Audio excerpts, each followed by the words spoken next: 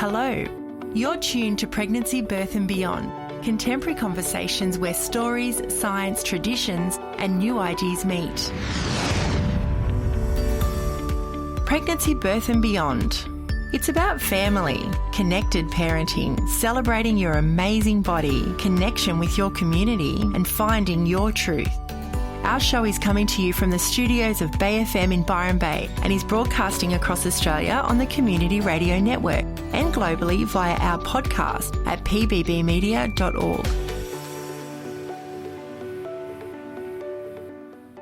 Today on the show, I'm speaking with Dr. Rachel Reid, a prominent midwifery academic and researcher here in Australia.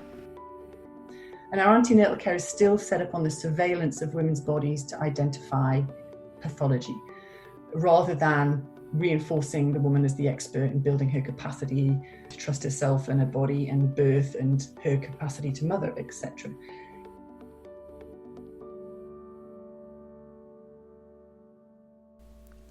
At one of our recent PBB Media events, Why Induction Matters, we presented Dr. Rachel Reid at Gold Coast University Hospital on the topic of induction and how important it is to get it right, given it's such a massive intervention for consumers and the impact it has overall.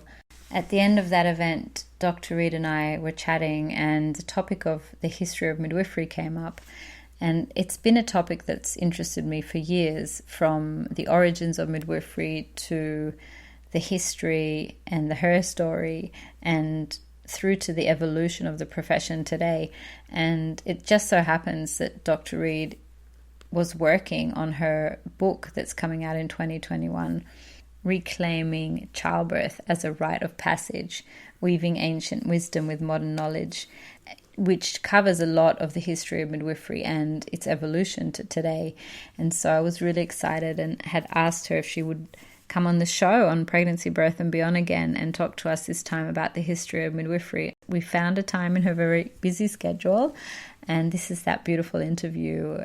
Quite insightful, with new information from me to take in and different ways of looking at things, which I hadn't done so in the past. And yeah, I loved those kind of conversations. So I hope you enjoy it too. I also encourage you, if you don't know about it already, to head to Dr. Reid's blog, which has been accessed by over 5 million readers from every country in the world since it was established in 2011. It currently has over 10,000 subscribers and around 1,000 visitors per day. And it is archived by Pandora, which is the National Library of Australia, and partners. Posts in that particular blog have been translated into a number of languages, including French, Russian, German, and Spanish. In 2019, MidwifeThinking was awarded the International Maternity Expo Practice Innovation Award for an outstanding contribution to maternity and midwifery services. That blog can be accessed through midwifethinking.com. Welcome, Rachel. Thank you so much for joining us on the Pregnancy, Birth and Beyond show. Thank you. Thank you for inviting me. I'm really excited about today's show. I've been speaking about this particular topic, about the history of midwifery and birthing practices with my colleagues for years. And we don't often talk about it on the podcast. So I'm really excited to delve a little bit into it today with you. So thanks for coming on the show to talk about it. That's okay. I've been marinating in this stuff for a few months now. With the book that I've just written, I have included history throughout. So whenever I'm talking about any aspect of practice, I'm looking back to kind of look at where it came from and what underpins our beliefs around certain practices. Yeah, it's so interesting. A lot of maternity care practices and interventions are not necessarily based on 100% grade A gold standard evidence, and it's great to know that people are more and more looking into the history of it and how it came about, that we're doing certain practices that are not necessarily evidence-based but more based on beliefs or cultural ideals and stuff like that. So I'm fascinated. I can't wait to read your book. Is there a name for it?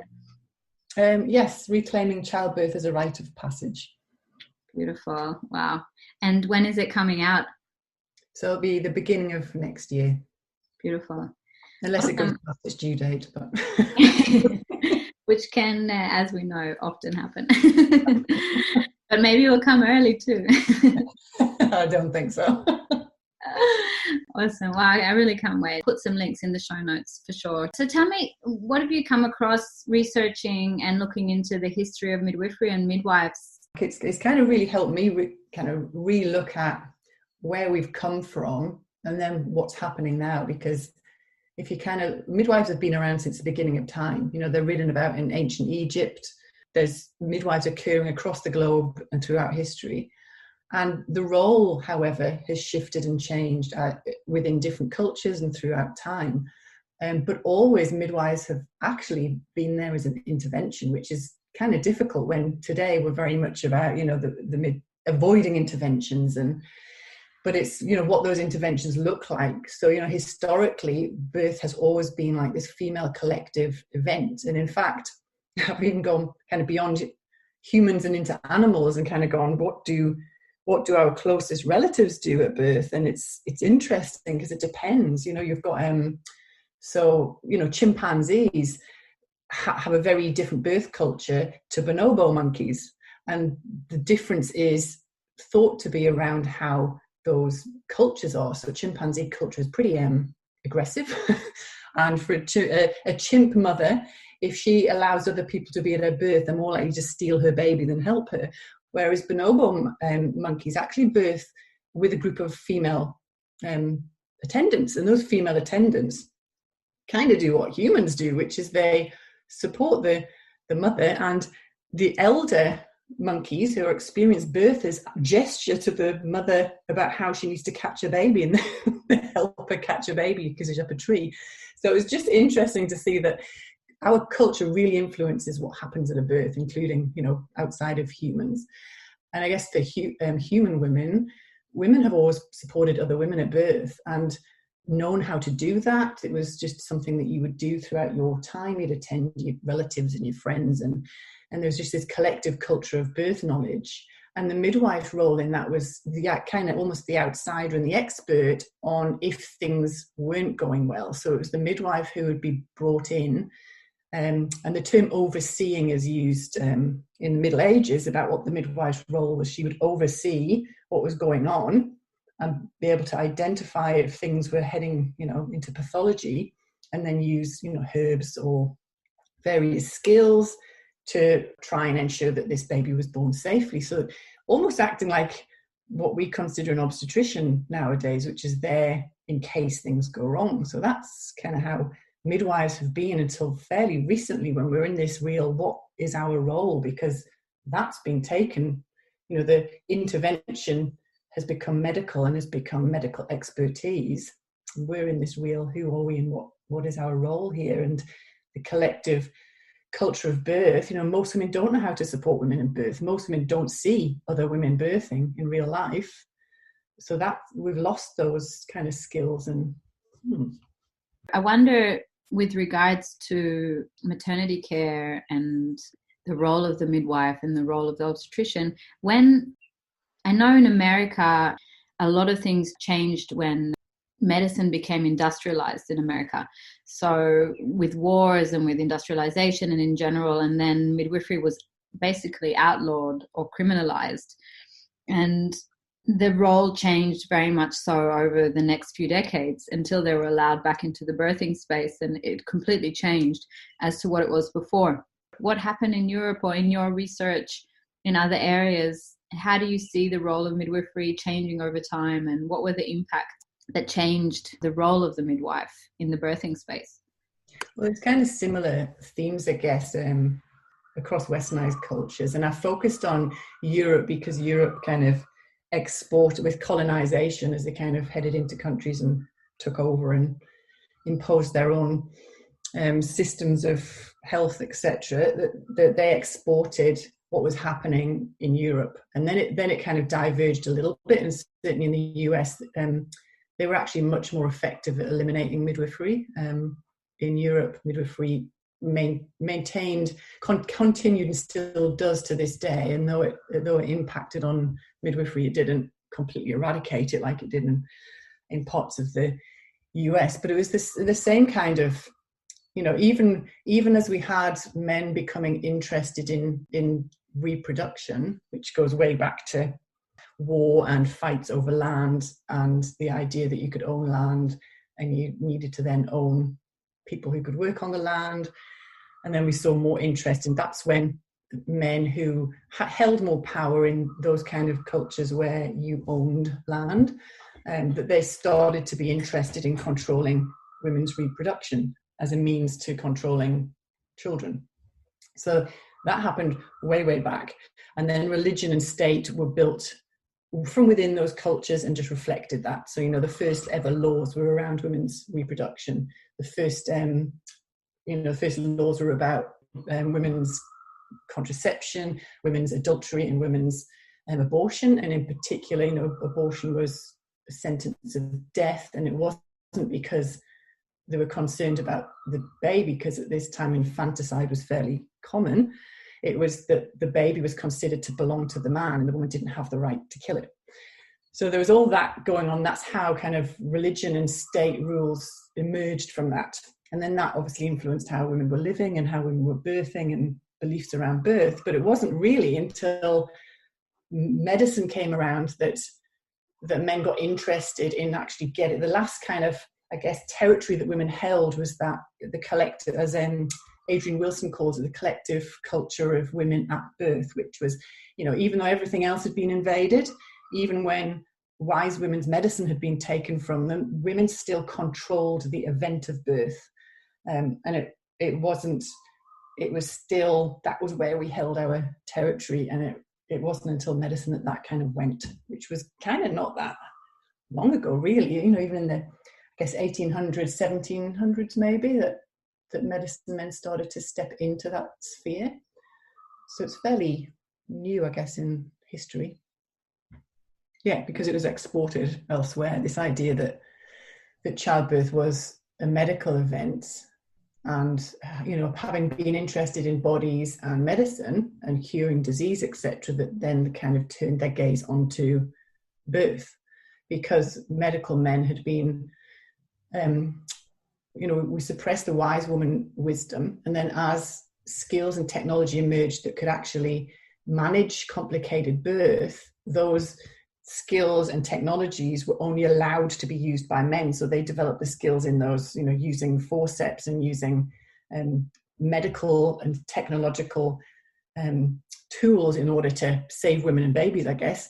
In some circumstances, they were the only ones allowed to develop those expertise. So then women started inviting men into birth when it went wrong in order to use their tools and their expertise to fix it. So then men started to see birth, but it was only through complicated birth. And likewise, midwives started to transfer women into hospital settings in Europe when they were in dire consequences, often with a dead baby. So there was a lot of research being done around, if you look at the 1700s and the depictions that are in the textbooks, they're of dead women's torsos because these women died, and then they studied the fetus in the woman's body based on a dead woman and a dead fetus, and then developed their knowledge around birth on complicated birth and essentially dead women. That's how it kind of grew up.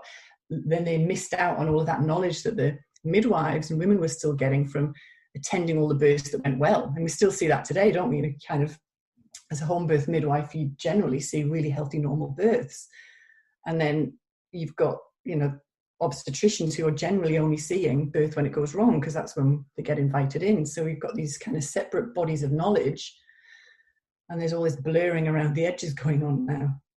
Yeah, and I mean, to me as a consumer and a person who's been doing this work for so long and talking to so many people who access healthcare and mothers and families and stuff, that specific fact that there's two different silos that don't necessarily overlap, definitely not enough, not nearly enough.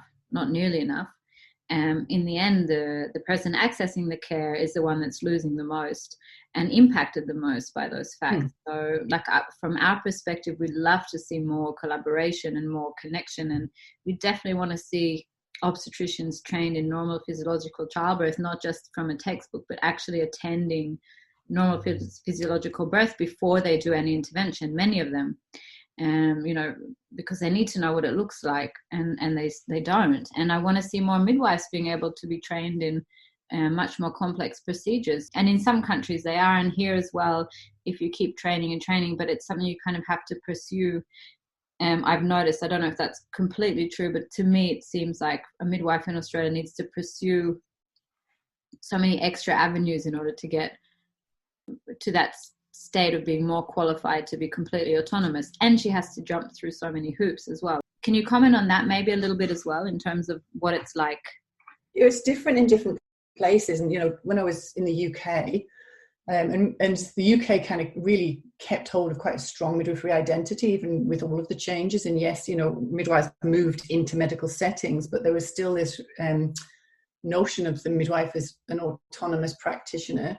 And we worked, because you can't be an expert in physiology and all of the management of every complication and pathology that can happen. And I just think it kind of worked quite well, where we cared for women, and we cared for women with complex needs, and referred and connected in with obstetricians where appropriate. So most women didn't see an obstetrician because most women didn't need to.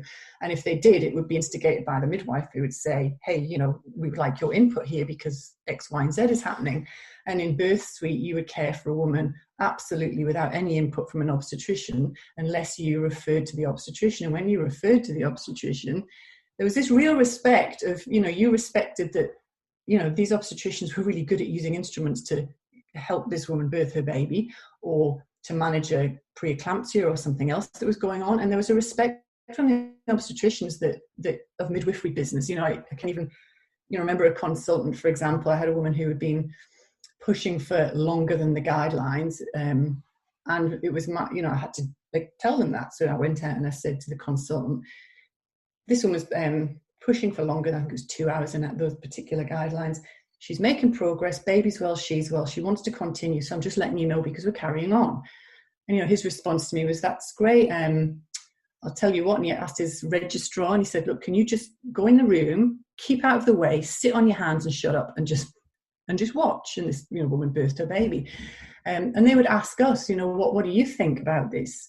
And didn't want anything to do with water birth, because that was midwifery business. So I had this real kind of realms of expertise that overlapped, and there's a collegial relationship between the two that I didn't see in Australia. It was very much obstetricians were involved in normal and were kind of wanting to know what was going on, and once they're alerted to it, they're responsible. So they're wanting to then intervene because they feel responsible for this woman, because they are involved in a care, whereas in the UK they didn't know anything about the woman until you said, hey, can you come in and get involved? And then the responsibility was activated. But as a midwife, you were completely responsible professionally.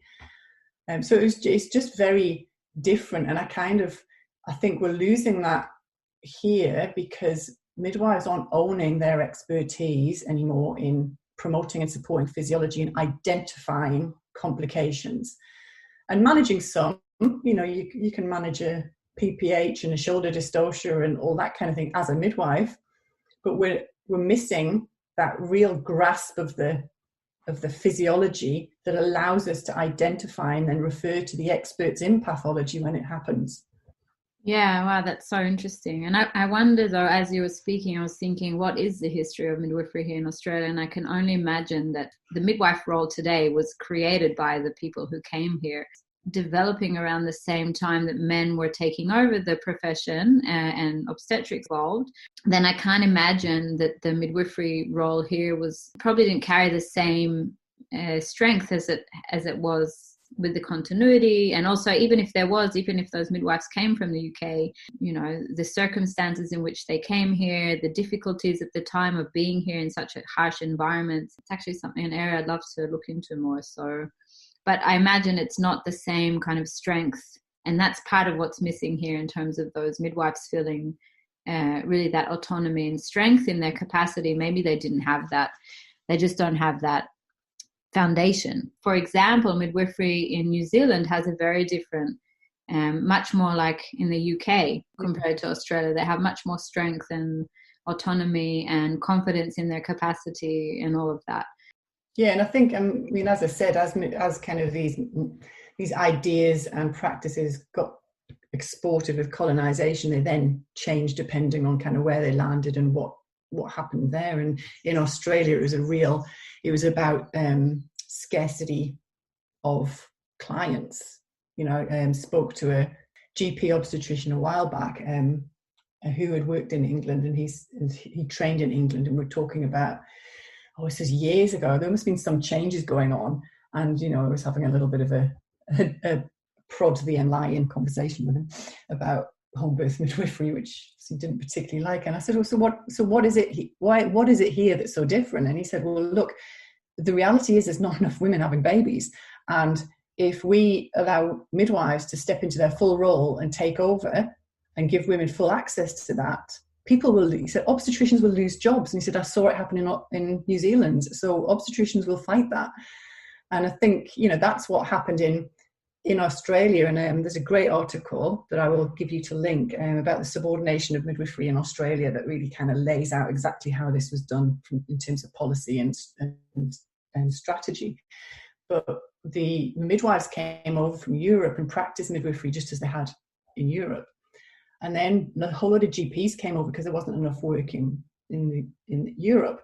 And those GPs set up, and then they wanted to capture the pregnant women, because if you get the pregnant women, you get the families, and just went into this competition with the midwives. And, the strategies used are just absolutely reflected in the strategies used today. If you look at Joe Hunter's, work around the publication around private practice midwives and reporting. And if you look at the statements from Ranscog about midwives, it's just exactly the same. They said that midwives weren't trained enough, they were dangerous, they were dirty, that obstetrics was safer. So there's this big turf war started then, and it's just carried on and on and on.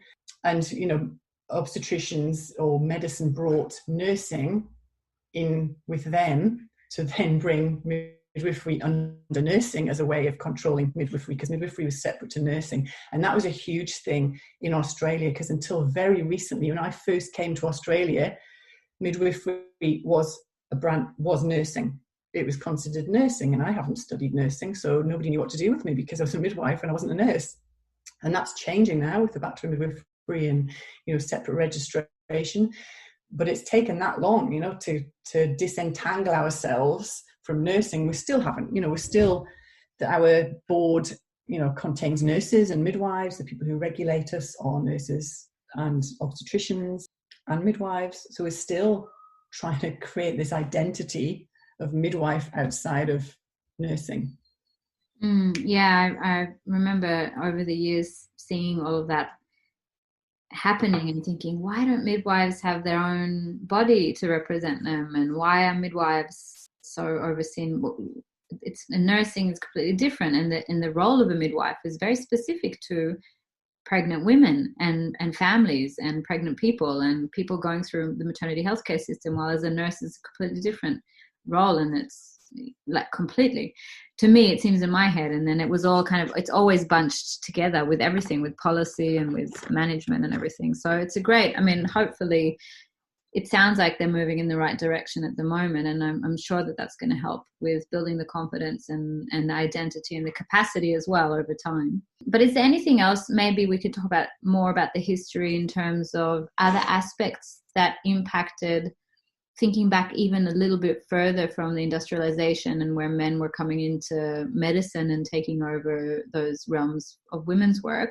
But is there something from before that? I know I've read a lot about the times where the church, over the years, over many centuries, in fact, believing that only the men ordained by God, that only they could perform health things, and that a lot of women who were healers or took care of families or midwives and stuff like that, they were pushed out already throughout the centuries in that way as well, and dwindled their capacity. And even though a strong sense of continuity remains, and you can see that in Europe because it's such an important role in the community.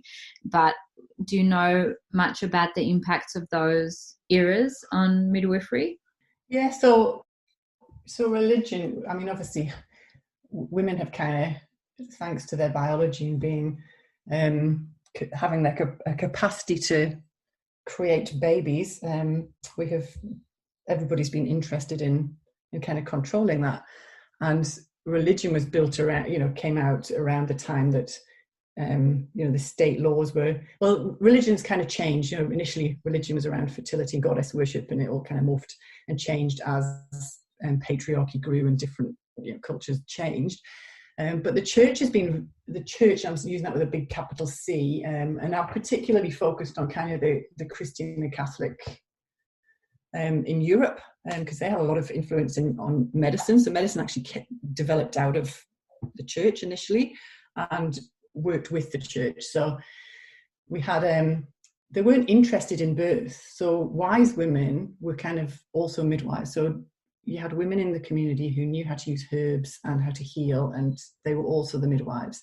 And first of all, medicine moved in on the healing aspect of things, and they still weren't interested in birth. So these wise women then often continued to practice in birth and had to drop everything else because they'd end up, in trouble, and during the witch burning times it could end up dead. So that was dropped, but they still attended births, and it wasn't considered part of medicine. So in some ways that was really protected until medicine was really firmly established, and then it got interested in birth and kind of pulled that away as well. And midwives in Europe was supposed to be sort of approved by the church. So part of becoming a midwife was to swear an oath about how you would be a person of good repute and all that kind of business. Possibly not necessarily true. And they were actually allowed to baptize, because there's a lot of concern in the Catholic Church about babies dying unbaptized. So midwives were even given the right to baptize a baby in the uterus, and would carry these little devices that they could squirt holy water up a woman's vagina if they thought the baby might die in labor, to baptize the baby. So this is another kind of, I guess, fallacy to some extent, that midwives were always just working for women, and midwives have never just had accountability to women, because even way back they had an accountability to their community, and they had accountability to religion and accountability to state. So the role of the midwife has always been one that is primarily with woman, and that's the focus, but always held accountable to something outside of the woman, whether that's just the community as a whole. And in the wise women days, if a midwife didn't practice well, she wouldn't get employed. She was accountable to the community. If something went wrong, her reputation would cease, and she would be able to work. So there's always been some form of accountability, and it's just changed as to who it's to. And at the moment it's to registration bodies and to medicine through those regulations and registration bodies. So that's been a shift. So I guess in terms of religion and birth, religion hasn't actually been that interested in the event of birth. It's been very interested in women's bodies and controlling women's sexuality and reproduction, but not in the actual birth event itself, and has let women get on with that bit until fairly recently. There was different ideas around, what a woman should do, because it was up to God whether a woman died or didn't die in labour. And it's quite interesting because women continue to revere the goddesses in birth, even though they weren't allowed to anymore, and they would still, in the event of birth, be kind of putting out offerings to various goddesses, in particular the goddesses of fate, and the church didn't like this, but wasn't there, so couldn't do anything about it. So the Catholic Church realised women needed something to hold on to in labour and birth, so they kind of said, okay, you've got Mary and you've got Margaret, St. Margaret, you can pray to them during birth.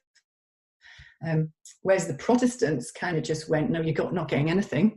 You just have to rely on God. You just pray to God about birth, because you're tough. So it's just interesting that but at least the Catholics got something. Oh, that's so funny. I would imagine it would be the other way around, but that just goes to show how much I know about Catholics and the Protestants. Not very much.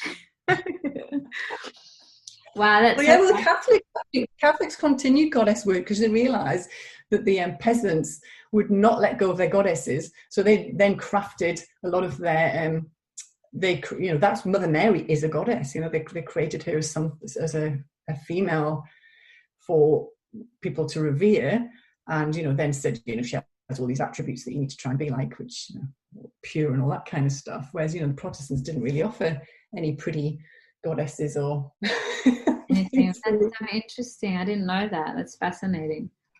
The profession today. What would you say from your point of view now, being a midwife for many years and now a doctor? You've done so much work, research, you've attended so many births, you've worked in different countries where the model is quite different, which I think is always really, really great. Developing range is much more valuable than merely specialization. We just go down into a rabbit hole and we don't really see the rest of the context or the bigger picture.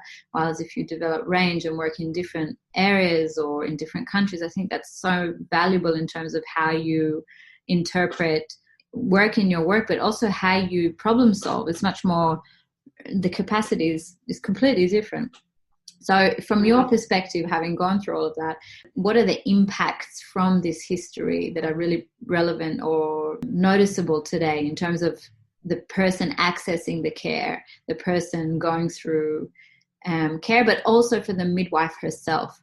So, and of course, I want to ask you straight after that, what do you think is the next step forward in terms of reclaiming identity and everything? But first, what are some of the impacts? What do you think are some of the biggest impacts? Well, I guess that we're still seeing practices that reflect the absolute, roots of medicalization, which have their roots in beliefs around women and their bodies. So we're still seeing, medicine and obstetrics developed from the concept of the female body as a malfunctioning, less than version of the male body. And, there's lots of quotes that show that, and they keep coming through and through and through. So we're still looking at birth from the perspective of women's bodies are the danger and they malfunction, and the role of the care provider is to monitor for those malfunctions and then step in and fix the malfunctioning body. We're not shifting, which is then your next question. What we need to do is, yes, that is in some cases, I kind of cringe a little bit with the trust birth stuff, because actually birth can throw curveballs and some women need intervention. I think we need to shift how we see things, that actually what we do is also a risk. So, it's not about women's malfunctioning bodies so much as what are we doing in the environment that causes danger and risk. Instead of locating all of the risks in the woman, and all our job is to identify how wrong her body is and fix it, how about looking at what we're doing and how that may or may not influence how her body functions and her experience of birth? So I think we're still seeing this real focus on the woman. I mean, the perineal bundle is a perfect example. All of the focus is on the risk factors that the woman brings to her birth around her perineal tearing potential, all around that. In the leaflet, it's all about big babies and ethnicity and blah, blah. There is nothing in there about care provider actions and interactions, yet they are the biggest factor in terms of whether a woman will tear or not. And that's ignored because it's all focused on this malfunctioning female body.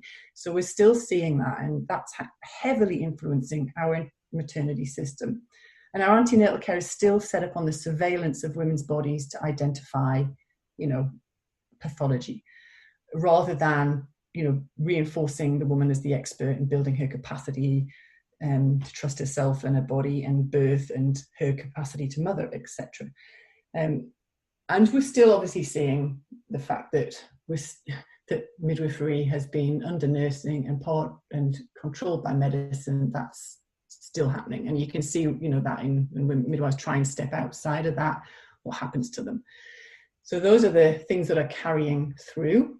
And I think in response, we're seeing midwives kind of shunning altogether and this is kind of why I'm arguing for an entirely different framework to understand birth, which is what my book's about, which is looking at it as a rite of passage and really understanding the physiology in that, but also the actual experience and the transformation in that, and then how care providers' actions and interactions influence the physiology and the experience of birth, but also acknowledging that there are rites of passage, which are actions and words that promote and support physiology and the woman's transformation. And there are rites of protection that are there to protect the mother and the baby.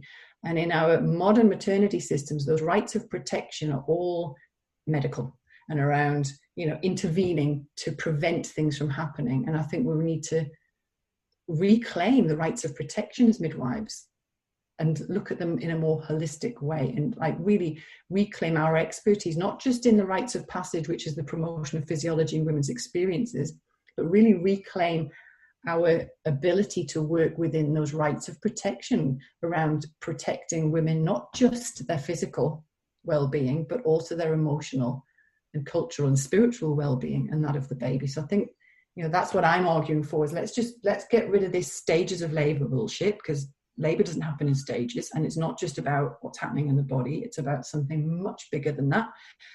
And how about, using that as a central piece for then building our actions and interactions and supporting women through this massive rite of passage. However you birth your baby, whether it's by an elective cesarean section or a completely physiological free birth, it is an enormous rite of passage and transforms you, and impacts on how you mother.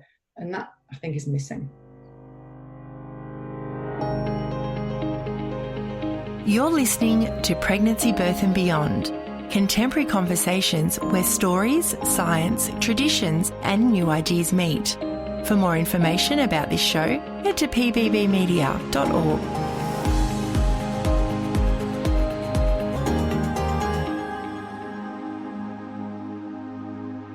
From that, what would be your top 2 tips for midwives in terms of reclaiming what can they do, like practical things that they can do over the next few months and years to come for their own selves in order to build their own capacity and identity and work towards this ideal that you're speaking about, which I think is completely and totally achievable, but we need to get more and more people on board.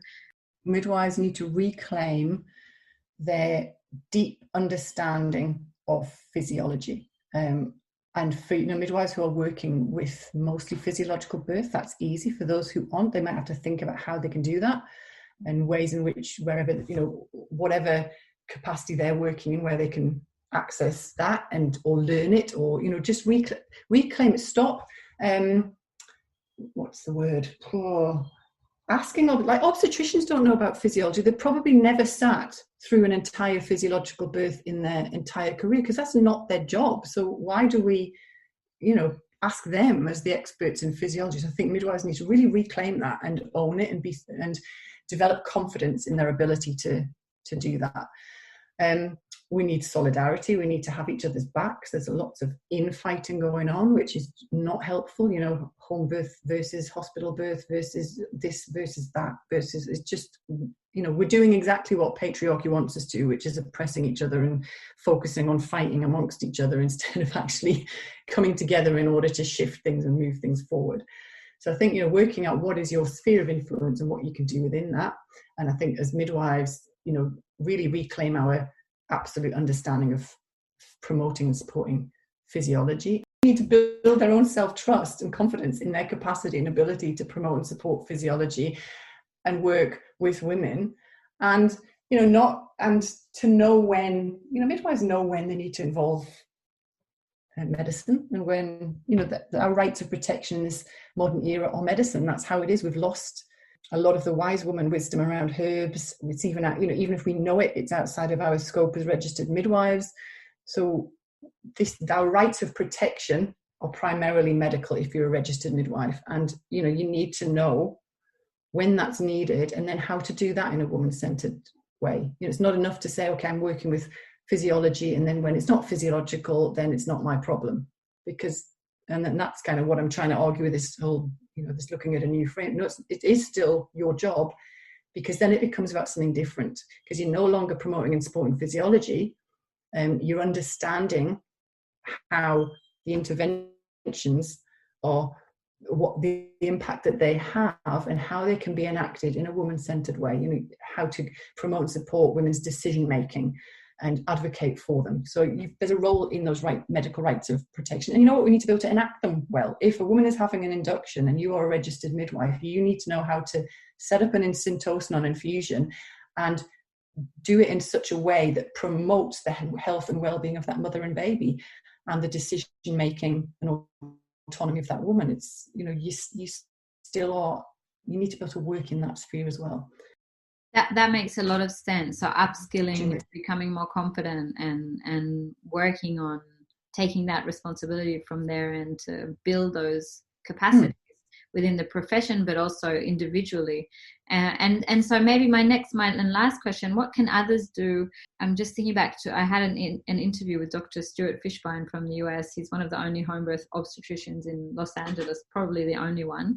Lovely guy, it was a great interview. And I asked him at the end, what can other obstetricians do in order to improve their skills and capacities around normal physiology and just generally around maternity care. And he said pretty much like what you said, which is sit on your hands and attend a normal birth and just sit and observe what happens. And so what would you say in terms of obstetricians coming to the table, but also other care providers and policymakers and government and, you know, hospital services in terms of supporting midwifery to build capacity and grow in that way? And what can they do as allies? You know, one or two things, and it's a big topic in its own right, but if anything pops to your mind.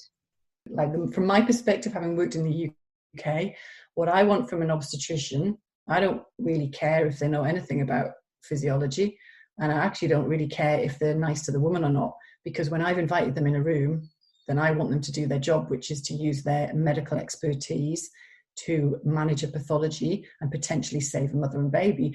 And, you know, I'd rather work with, and I have worked with, an extremely skilled obstetrician who could, you know, manage forceps without any, you know, episiotomy, and the woman didn't even know he'd done it. He was just a magician with forceps, and he was a complete dick in terms of communication. He couldn't communicate, but that didn't matter because that was my job. His job was to come in and do his job. So I guess I look at slightly differently in terms of, I see obstetrics as a very different discipline whose expertise is pathology and surgery, and I see midwifery very much as their expertise is promotion and support of physiology and identification of complications.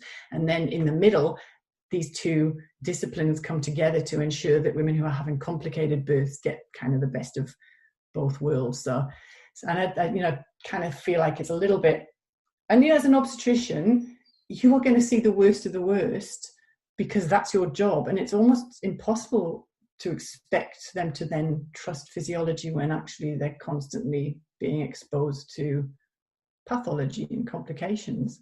So I don't know if it's realistic. We did use it is helpful for them to understand the midwife's role, and in the UK the poor junior obstetricians were made to work with midwives for 2 weeks, so they had to work with us and watch you know, water births and physiological birth to give them an understanding of what it was that we were doing, so that when they came into a room to do their thing, they understood what had been going on beforehand, but they certainly didn't have any expertise in that area and weren't expected to. So I guess I take a slightly different tackle. I mean, that's super interesting. It is a very different take on compared to what Dr. Stu is doing in the US, but he's also very much led by midwives, and his relationship and understanding of normal physiology, relationship to and understanding of normal physiology, a lot grew from his relationship with midwives over a 30-year career working in hospitals. And so very, very interesting that, but to me it would seem as the very most basic thing that obstetricians would take time out to learn what happened before the woman got to them, to understand, to spend time with the midwives for a few weeks. 2 weeks doesn't seem like a lot of time, but you know, for somebody whose whole profession, that's their job for their life, you know, to spend 2 weeks out of that time to spend time with women before they get to them seems like the most basic requirement. And I don't think that happens here. Well, Here they have to do, I think, 5 ticky births because they're complete with the student midwives to go in and watch a baby come out of a vagina and then tick it off. But that's not, then to get a real... That's not attending the labour. No, it's not. It's not understanding physiology, because it's just a baby coming out of a woman's vagina and it may or may not be physiological. So they're not getting that. But I would say they're not... It's kind of unrealistic to expect them to not only have a really good grasp of physiology and promoting and supporting normal birth, which is what I actually think midwives need to work on. We're talking about what can midwives do, is get that. To expect them to get that and to be able to, use forceps and do a cesarean section. I couldn't do all of that stuff, and I don't want to do that stuff. And I don't know whether it's a bit unrealistic to expect them to have that depth of knowledge around physiology when it's not their job.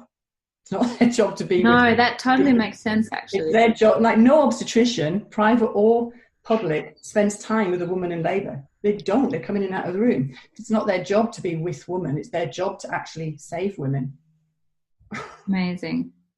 No, it's such a really, really interesting concept. And for as a consumer to hear this perspective, which I've heard before, but not quite like that. It's very eye-opening in terms of what midwifery, how those two professions stand. Certainly what's lacking on the ground is more weaving between the two professions and more respect between the two, and more clarity and boundaries, and absolutely more respect. And repeating that again, because that seems to be the thing missing the most. For the benefit of everyone, of course, but primarily the benefit of the person accessing the care, because they're the ones that are impacted most by the lack of that communication, respect, and connection between the two professions. Very interesting. And when it's done well, it really works. I've transferred women in from a home birth, so now we're not having physiology. This is now requires medical input. You go in and you're greeted by the experts in the medicine, who then really welcome in and, okay, what's happening? How can we help you? And let's get in and help you fix this thing. And it works beautifully. And, I've had women who have just gone, oh, that was so lovely. I felt really held and welcomed in that space. And I'm really grateful that I had access to those people and that medicine at that time. So it can work really well. But unfortunately, you've got private practice midwives transferring in, and they're greeted with disrespect, and that is not helpful to the birthing woman who sees people arguing and disrespecting each other. And that's not the place for that. It doesn't help. Yeah, completely. So I think it's a really great place to kind of wrap it up in terms of leaving people with a bit of a question mark, which is what I've been loving to do always, but especially lately. Leaving you with that inquisitive space that you kind of work out how this all applies to you and how you see it unfold in your world and what you think about it as well, and the listener. It's such a good thing to keep inquiring and to keep an open mind, and rather than be stuck in something, because we know the system needs to be improved, and it does not become improved by just perpetuating how it is. Questions need to be asked, and sometimes those questions need to linger. There's not always an immediate answer to a question, and lots of different perspectives need to come into play, and unpacking things and looking at things from different angles. And that's what I'm really keen on doing in these interviews. And it's been really a great pleasure speaking with you today about this, because I've learned a lot that I hadn't known, and thought about things in a way that I hadn't thought about them before. Great. Thank you, Rachel. You've been listening to an interview with Dr. Rachel Reid on the Pregnancy, Birth and Beyond show, recorded on the 23rd of October 2020. I'm Annalee Atia. Dr. Reid is a midwife, academic, author and international speaker who focuses on childbirth physiology, midwifery practice and women's rights and rites. She has provided midwifery care for many women and has attended births in a wide range of settings and circumstances. Rachel is the author of the award-winning blog MidwifeThinking and the co-host of the Midwives Cauldron podcast. Check it out, it's wonderful. She has published widely in journals and magazines, and her first book, Why Induction Matters, is a popular resource for women and care providers. Her most recent book, Reclaiming Childbirth as a Rite of Passage, Weaving Ancient Wisdom with Modern Knowledge, will be published in early 2021. Further information about Rachel and her work is available at www.rachel-reed, which is REED, .website. That's rachel-reed.website. Thanks for joining us today. We hope you've enjoyed this episode of Pregnancy, Birth and Beyond. Tune in next week for more information and inspiration, bringing us full circle. You can find our show on iTunes, Spreaker, the usual social media under Pregnancy, Birth and Beyond, and our website at pbbmedia.org.